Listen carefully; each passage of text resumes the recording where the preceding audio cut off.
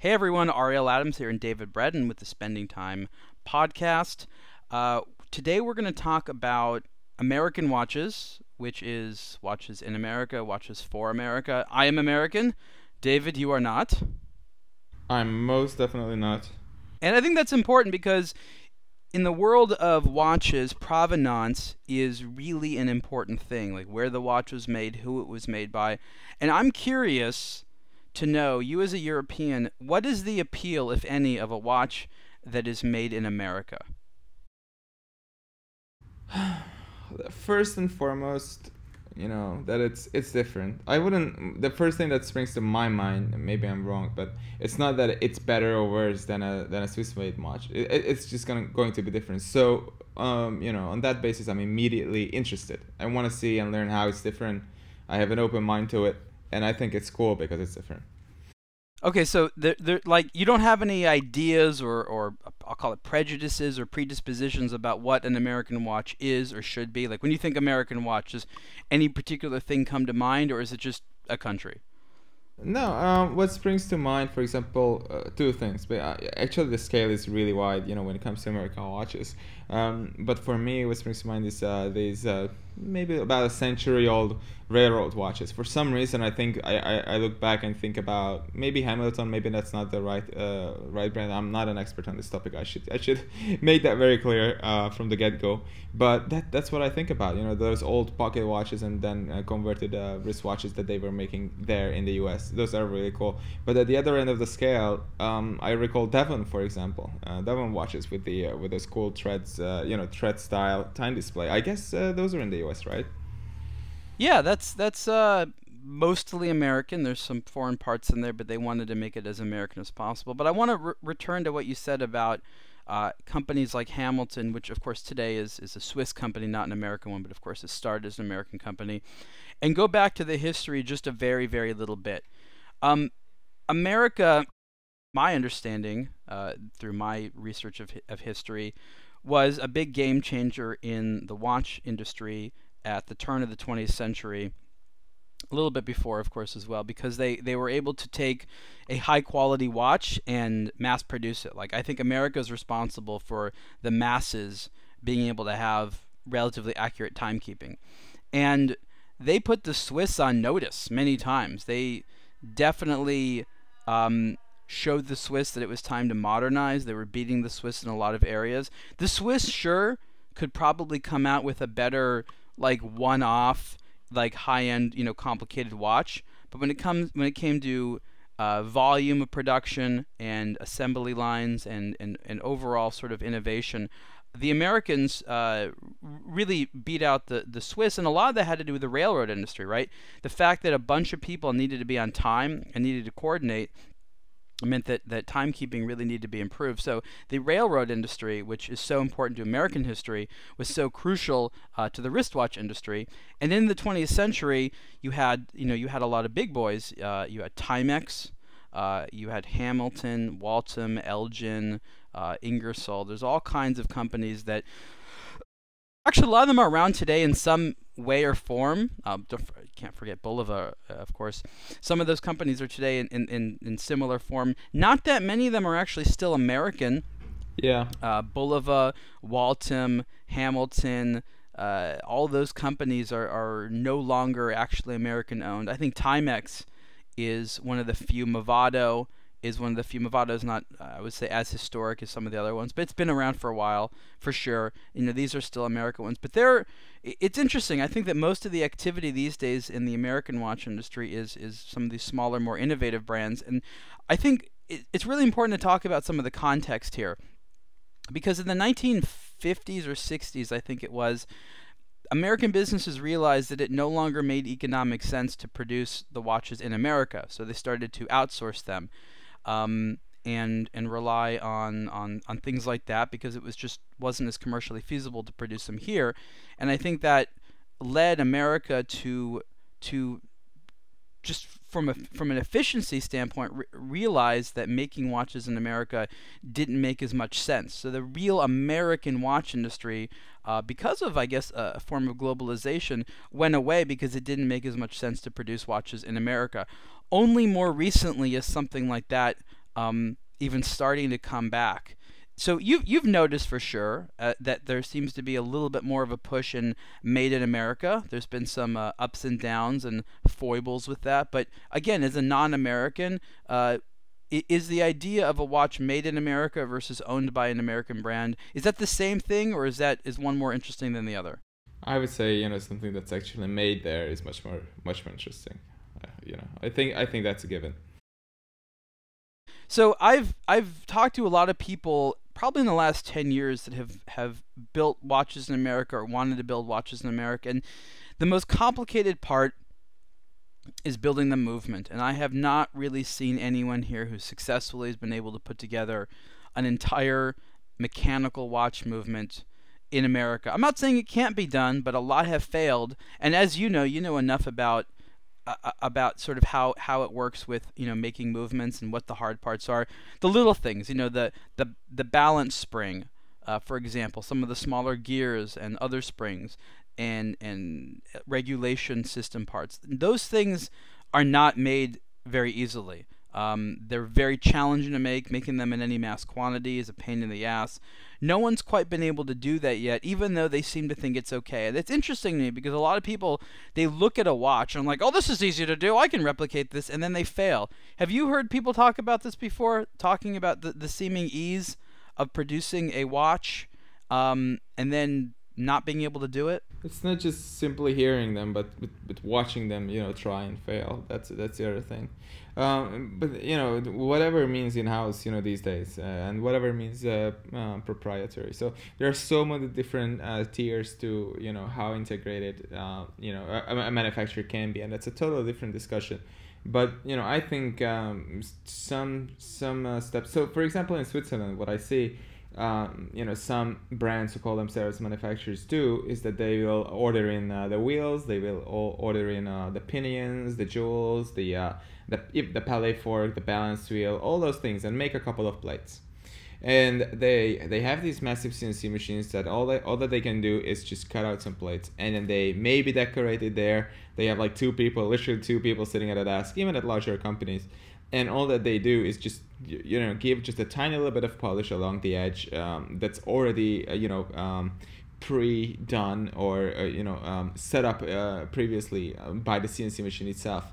And yet they can call themselves a manufacturer because they can film a nice movie where they are putting the whole thing together, because of course you order in the wheels and all those parts that I just mentioned, and then you put it all together. Putting it all together isn't that difficult when it comes to you know, a three-hand movement with a date, for example. A chronograph is much more difficult, but that's where, you know, what they will possibly do is just have their own base movement, like, for example, Jared Perigo does with the 3300, and then just sort it in a couple of modules and stuff like that. It's still not as easy as that sounds, but once you have someone who's competent in that, for example, Dubada Pra or someone else, you order in all those functions that you want and put it on your own reliable and proprietary or in-house movement.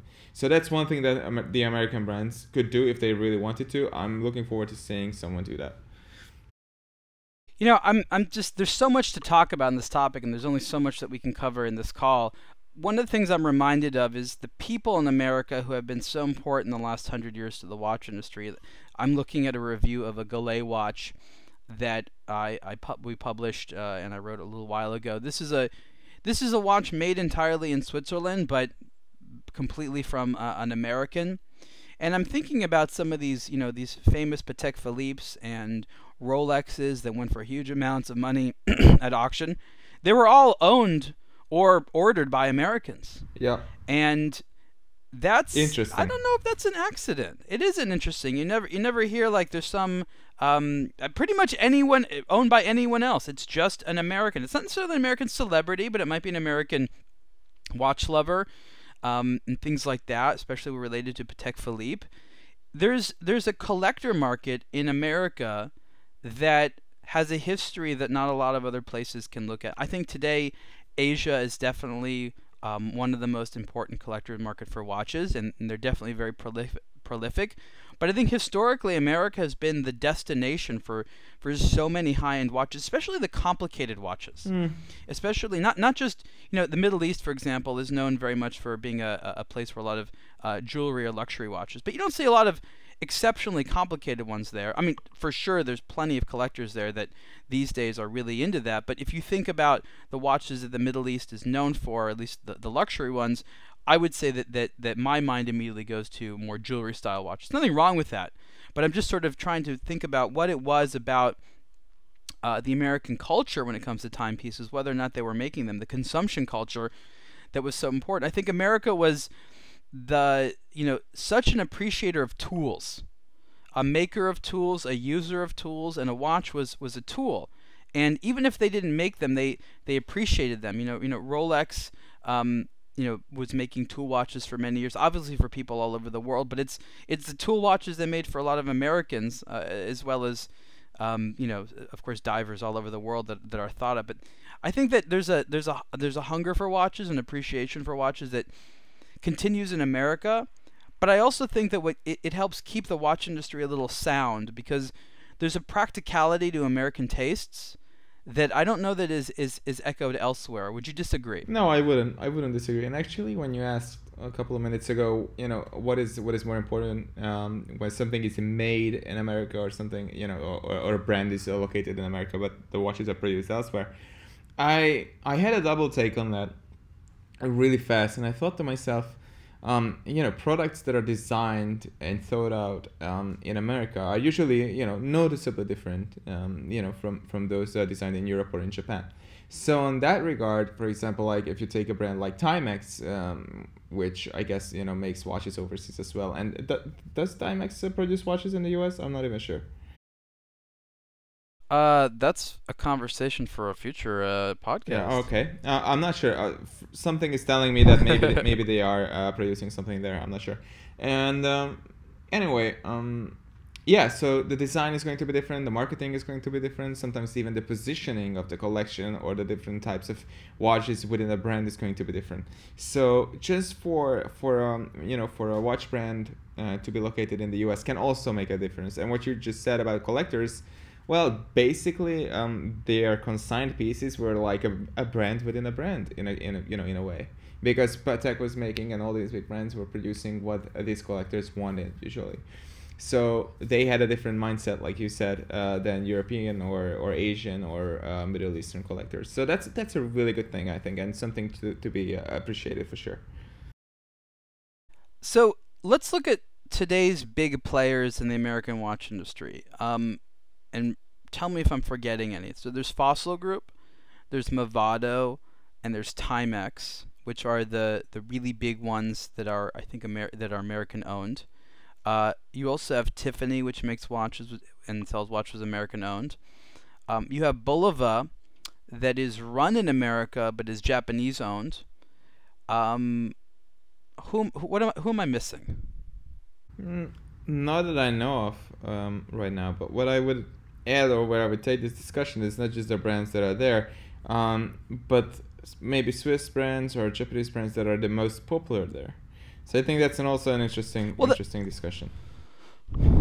Well, that's a different thing for sure. I think that popularity depends on region, and I know that America, like many other countries, is definitely influenced by marketing. And in my research of what the most popular brands are from a big scale, yeah, it's Rolex, Omega, Tag Heuer. This is some information that was from several years ago, but I don't think things have changed too frequently or too much. But I think that what is kind of new and interesting is the amount of homegrown small businesses, micro brands, if you want to call them that, startups. And this is from all over the world. This is not just an American thing, but I would say that compared to the size of the American watch industry historically to now, there's so much. Like, we see, Kickstarter watches and things like that out of France, out of Hong Kong, Singapore, places that have been at least more recently important to the watch industry. America has not been as important as a place for designers and manufacturers and stuff like that in recent times as much. There's the big groups, yeah, but I would say sort of on an entrepreneurial basis, not as much. Yet there's been this massive amount of little brands, priced from $100 to several $1,000s or more, over the last several years. And I've been quite amazed at how quickly America has attempted to recapture a culture of not just watch buying, but of watchmaking and appreciation. And again, I'm asking you as someone who is not here, is that something that you've picked up on at all? I guess not so much. I wouldn't say that I think about that regard or that aspect too much. But have you noticed? I mean, on aBlogtoWatch, for example, we have a lot of different types of Kickstarter brands that advertise in order to get visibility, and so many of them are from Americans. It might be difficult, of course, to notice that just by reading it, but you know, there's watches that are proudly made in or designed in Detroit, Chicago, Los Angeles, New York. You know, I'm starting to see like not just American, but also a little bit more niche to these particular cities or regions. And it may not be something that everyone's noticing, but I've seen it for sure. Now, what's interesting is that many of these companies are still beholden to Asian and European manufacturing. Yeah. So you have someone here in America that has an idea, but they still need to go somewhere else in order to go ahead and have that stuff made.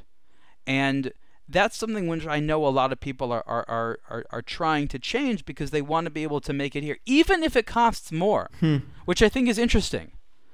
You know, so and again, I've spoken to many people, many people in America that have these big ambitions about trying to make movements here. There was people that I remember getting a business plan a few years ago where they wanted to put together an entire manufacturer to produce mechanical movements in America. They were going to have some European talent come here, educate some people on how to make watches here and movements, and then they were going to be like a little American ETA where they were going to make movements and sell them to others.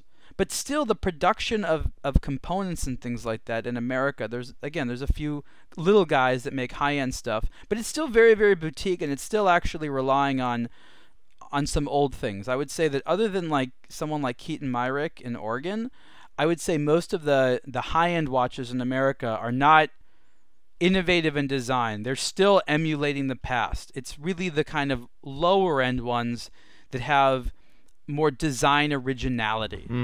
And I think design originality is really, really important in the American market. I think there's this confusion that an American-made watch needs to be an American-made version of like a Swiss watch. Yeah. And I don't think that that's the best thing to happen. Like, we've had this discussion about Seiko, for example. I love Seiko. You like Seiko.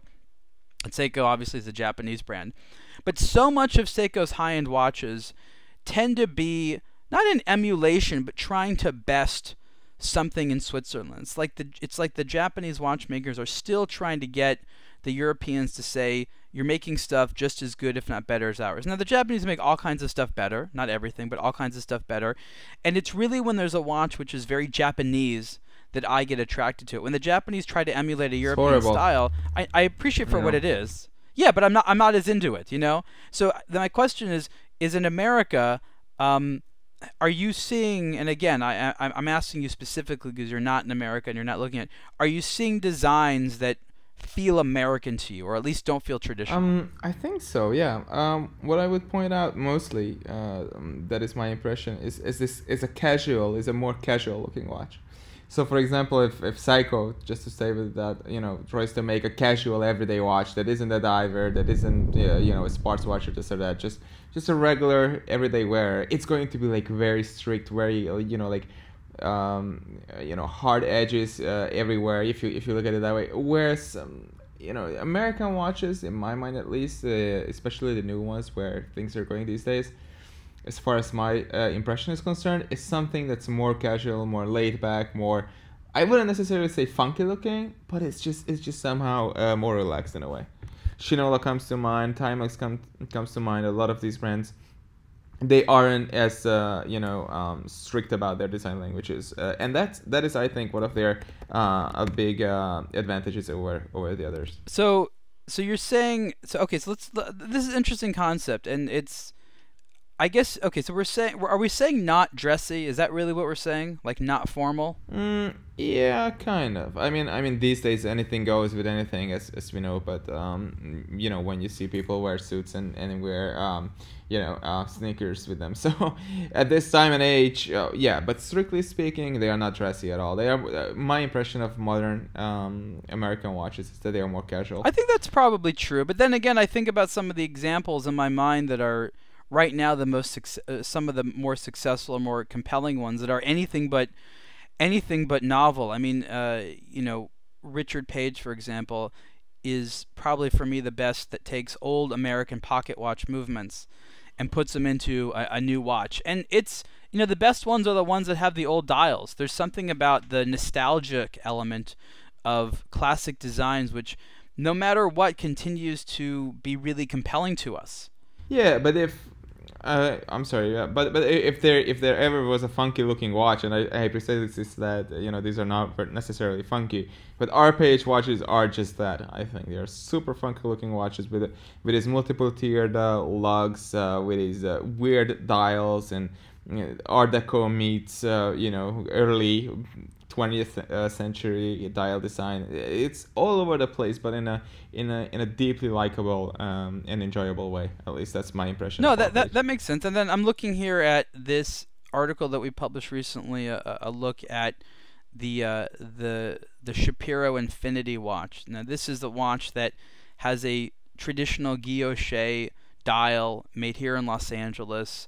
The movement in the case is German, but this is George Daniel style aesthetic made here in LA, and I really like it, even though it's not super original in the sort of context that we're talking about. And I personally, as a watch lover, vacillate between wanting something really refined and traditional or being very bored of that and wanting something like novel and new. But I never sacrifice on my expectation that a watch remain let's just call it a good tool, a good legibility. I think I get upset because some of the people wanting to make more novel, innovative designs in America, they don't have access to watchmaking school, right? It's not like you can go and like take a course in how to design a watch dial. That's hard to do as it is. But they're looking at the past in order to make decisions about what to do now. And because of a lack of any real formal education, I can see how they're just like, well, the only thing I can do to educate myself is look at the stuff that was already made, and most of that was made elsewhere or here. Yeah, and also, you said that this is George Daniel is inspired, and that's immediately apparent for anyone who likes the work of George Daniels. But that's precisely where one of the aspects, or one of the places where George Daniels' genius is coming from. That he managed to create consistently, create stuff that was extremely traditional, handmade, with hand-operated tools in his workshop, and yet make it look really unique and special. So this watch, this Shapiro watch, it's a homework really well done. You can tell that it's. I've been following him for a few years actually now, on Instagram, and saw his progress and saw how much time it takes to master something as complicated and hard to do as engineered or guilloche dial manufacturing. But yeah, this is so far a great homework, and I'm looking forward to seeing 5 or 10 years down the road where he will take his creativity, because now that he is at a point where he can charge good money actually, for his work. That is easy to appreciate for how well it's done, to exhibit a little bit more of his own creativity.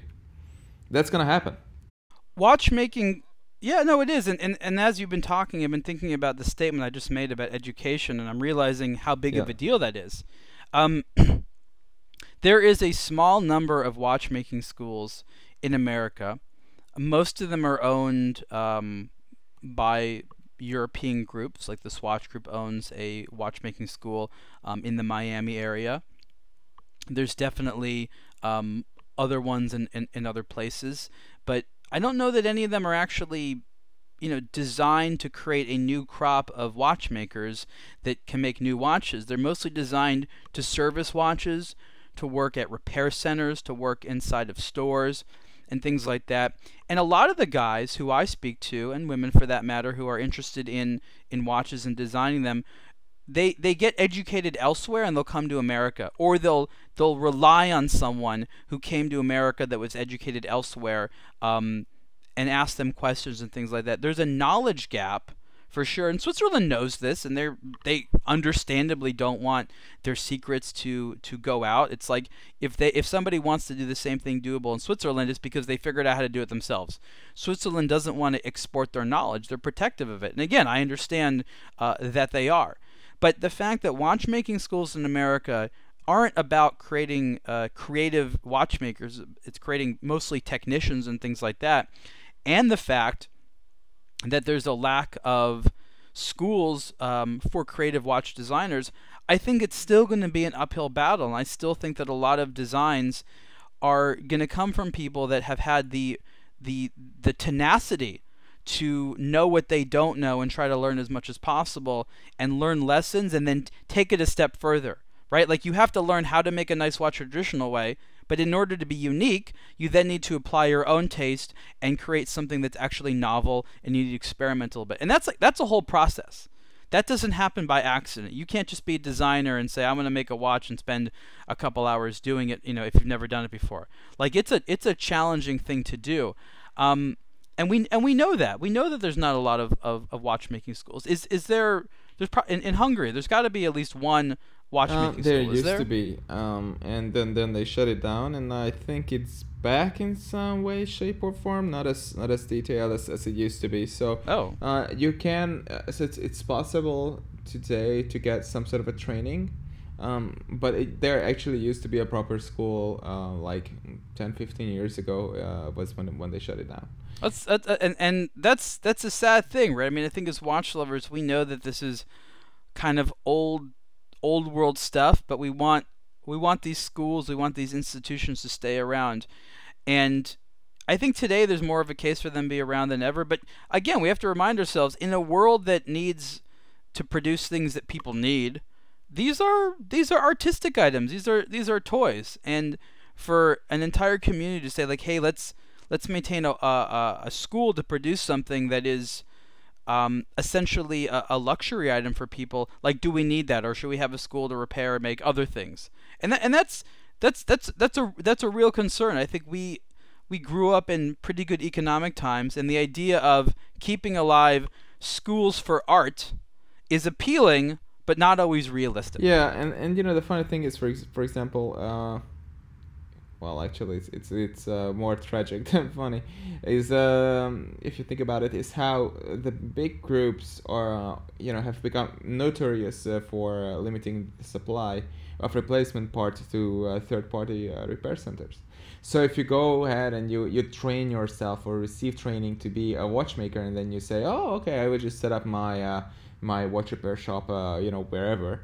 Not next door to Swatch, service center or something like that, but in a city that doesn't really have anything like this, and someone brings in a watch and says, oh, I bought this one with an ETA because I knew that I could service it for a long time, and then 5 or 6 year old ETA comes in and you need to replace a part, and then it becomes increasingly more difficult to service it. And the same goes with Rolex and a bunch of other brands that have drastically reduced the supply, as far as I know, of replacement parts. So what's the point of going through your own way and educating yourself and training yourself, only to rent a shop and then end up not having, not receiving any supply that you'd need to do your job? No, what you're saying makes perfect sense, and you're right. The economics behind it are strange. On a somewhat regular basis, I get messages from people who want to enter the watch industry, and these are not all Americans, but there's definitely a lot of people in America that have a genuine desire to do something in the watch industry. And what's interesting to me is they don't know where to go. The traditional thing is like, I want to be a doctor. Well, I got to go to school first. You don't just apprentice somewhere. But in the watch industry, it's not as straightforward.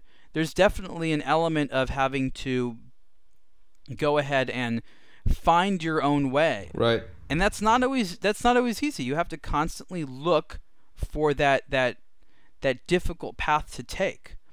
And I think that you're right. If the economics don't look rosy from the beginning, it's gonna hold a lot of people out. But again, I think what's so interesting about that is this new crop of smaller brands that charge mostly $1,000 and under, I would say, mechanical quartz, otherwise in America. And these are entrepreneurs that know that a lot of foreign manufacturing is available, and they are coming out with something which is relatively low risk. You know, these are foreign-made movements that can be serviced or replaced Easily. not super, yeah, easily. And I'm seeing a ton of this, and I'm seeing it from all angles, and I'm seeing, you know, in the big cities, in LA, New York, you know, Miami to a degree, and other places. There's starting to become collectives of people that they may even be competitors, but what they have in common is that they're in the watch industry and making watches in that particular city, or based in that particular city. And I think there's starting to actually be some camaraderie, even though that naturally there's a lot of competition. I don't know where all that's going. I don't know how sustainable it is. I wonder, as smartwatches become increasingly popular, if that's going to edge out a lot of the space for these little guys. But I think that what America likes very often is sort of this notion of the underdog, the little guy, the unknown brand. Don't get me wrong, there's plenty of appreciation for the big boys. Rolex is never going to stop being popular here in America. But like I said, I've seen more enthusiasm for new stuff here, probably more than anywhere else. And I think that is a really big part of it. What do you think? I think that's the most welcome development from that market. And as far as these little brands are concerned, you know, frankly, personally, I wouldn't mind if the watch had like a Miura movement or a Seiko movement, or even something that's quartz. But once you get into the several hundred or maybe a low $1,000 segment, what I would really appreciate is for someone to be able to manufacture their own cases, at least, because a basic case isn't that terribly difficult to make. That's what I see, you know, a lot of places. So and sometimes it's actually the other way around. As we know, some of the big Swiss brands, what they do is maybe they will make their own movements, but the cases will come from China and the dials come from China. So everything that you see, and definitely everything that you touch, and like a low 2, 3, 4, 5,000 Swiss franc watch, is usually not even Swiss made. And that is rather tragic. I wouldn't really mind if the movement itself was a run-of-the-mill movement, but everything that I touch, that I come to interact with when I wear the watch, would be actually made where a watch says it was made, or it was designed, or something like that. So, for example, for me to have a watch that had a case that was designed, you know, it would need to have like some unique feature to it, just a tiny little different or unique lock structure or lock design, or something small. I'm not talking about something super complicated here, but something that would make it easy to identify, and then make it somewhere in the US, and then I would be like, wow, okay, I think that's great. And I think, you would get a watch made in America, like you're excited about I totally it. would. Yeah, I totally would. Yeah, and I can't accept the fact that America, you know, somewhere in the U.S. there isn't a tool shop, or, you know, a shop that could produce a few hundred or a few thousand cases a year out of something cool. Maybe even bronze, or maybe just steel, good old steel. You know, just something like that. I guess, you know, to work with titanium at this level, or carbon fiber, or some other crazy material like that, can be really tricky. Or gold, you need to be extremely consistent with the alloy, because once you start polishing it, it will start showing, you know, issues with the material and something like that. So that gets really tricky. But not to find a shop somewhere in the US which, you know, still makes a lot of stuff today, which is a very vague statement, but still is absolutely true. It just baffles, you know, it just baffles me to some extent. Well, people have tried, for sure, a lot, and the feedback I've gotten from the many people I've spoken to that have attempted to find suppliers for these parts in America is essentially that the companies that can do it don't want to do it because it's a waste of their time. They're like, you need 5 parts. They have to do machining, quality control, all this stuff. And so those companies, in order to do them, would charge so much money, it doesn't make sense, whereas a company might be set up for it in Asia, could do that immediately, won't complain as much, and will do it a lot more simply. So you have to have big spending power and leverage in order to get the companies in America who can do it to do it. Again, Right. the tolerances that we're talking about in these parts is tiny. Like this is medical grade stuff, and Yeah. we're talking about companies that these are for-profit companies. They're not just like, oh, this is fun. And once in a while they'll do that. They'll just be like, oh, this seems like a fun project. I will try it. Okay, there's definitely a little bit of that going on, but not an enormous huge amount. Not an enormous huge amount. I understand. So I think that it's not that people haven't tried. It's just that the companies that could do it are unwilling to. The companies that are willing to do it can't seem to squeeze out the quality necessary or the consistency, and you don't have. I mean, you do have assembly centers and things like that, but it's too fragmented, and it's such an uphill battle to get as many items made as you need, especially in the volume that you need, that people just gravitate towards going somewhere else. Because again, a lot of the Asian manufacturers, they're already set up for this. They make watches already. I know. They're so much of the way there already. So you can appreciate for sure why that's an issue. Oh, I can totally appreciate it. It's just how do you say? It's just mathematics, just a game of chance, given the size of America and the complexity of the stuff that's getting made there on a day-to-day basis. That really baffles me that you still can make a case feasibly there at a sustainable price point. I understand it's easier to go to Asia. It's just something I may be daydreaming here, but I would love to see a watch that at least some parts of were made in the US. That would be great. Maybe someday. You will. They exist. There's a few of them, but you will see more of them. For whatever reason, the push for Made in America watches has momentum, and there's going to be more and more and more of it over the next several years. That's great. I know that for sure. What form they'll all take in is difficult to predict, but there's definitely going to be more of it. Okay, so let's end the conversation by talking about watches made today for America by others. We're going to try to publish this on the 4th of July, and everything 4th of July is all about the American flag. And I find it funny because that's an appropriate time to focus on the American flag, but I'm not sure that a focus on the American flag is really what the majority of U.S. consumers want. And it's so funny how often it's like red, white, and blue, red, white, and blue. Here's a little bit of the flag, red, white, and blue, red, white, and blue. And I'm like, I've never thought to myself how awesome that might be. I'm just like, okay, maybe once in a while. The funniest thing is I think you will find this in your inbox as well. 2 hours ago, literally 2 hours ago, we received an update from Uli Snowdown about one of their executive skeleton tourbillons that received, guess what? Stars and a red outline. So it's a red, white, and blue, and is inspired by the U.S. flag, by the American flag. Just for the 4th of July, and it's a limited edition of 50 pieces, and I'm sure it's gonna cost a lot. Which is funny because I saw that watch about 6 months ago. So it's like they've been waiting to launch it. Yeah, they were so excited, and finally the time has come. Nice. Well, look, it's like, what was that? It's about $50,000-$60,000 tourbillon. Very, very large size. Yeah, it was artfully done. It was for sure. But I find it funny because America is not just a place where people are definitely patriotic, but the places where people buy the most watches in America, the big cities, they're so international. There's so much going on that people don't rally around the flag. Places where there's a little bit more like love for America from a nationalistic standpoint and the flag, that's different places. And I'm not sure that these are people that are as into it, as experienced buying luxury watches from European brands.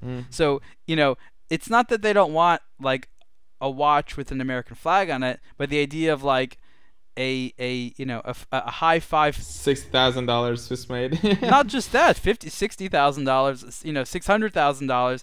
Like, this is a very niche demographic, and they exist. But I think probably the most popular red, white, and blue watch that I can think of that works is the new Rolex, the GMT Master 2, the steel one with the Pepsi bezel. Yeah. Okay. That's about as American as I want in colors. That's funny. Yeah, I think that's a good point. We see a lot of flags, and we could get into a detailed discussion on design treats and styling and all that, but we really don't have the time to do that now. But we can do that in another discussion. Yeah, we're interested to hear what areas of American watchmaking people want to talk about. There's lots and lots of little brands, many of which we were not able to mention, who I was thinking about during this conversation for sure. And I have to say that my fascination with the American watch market is intense, and I carefully watch it. And there's a mix. There's a mix of reasonable entrepreneurs and some unreasonable entrepreneurs and things like that. Brands that have failed, brands that succeed, but there's so much action going on that it's difficult to ignore, and it's impossible to not say that's having a major effect on the watch industry in general. 100%. Okay, everyone, thanks for listening to this episode of Spending Time on American watches and watches in America, and we'll talk to you next time. Talk soon. Bye, everyone.